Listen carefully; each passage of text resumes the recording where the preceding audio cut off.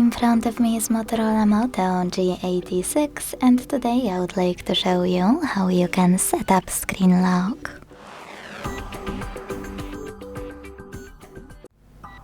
Begin by opening device's settings.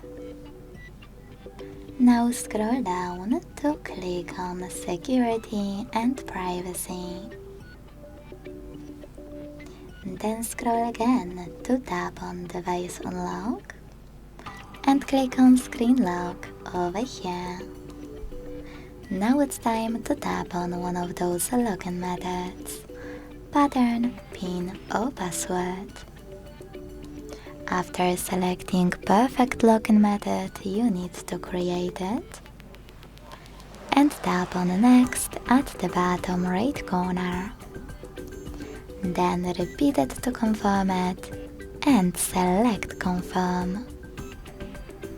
Now it's time to answer this question by clicking on one of the available options. How do you want your lock screen to show your notifications?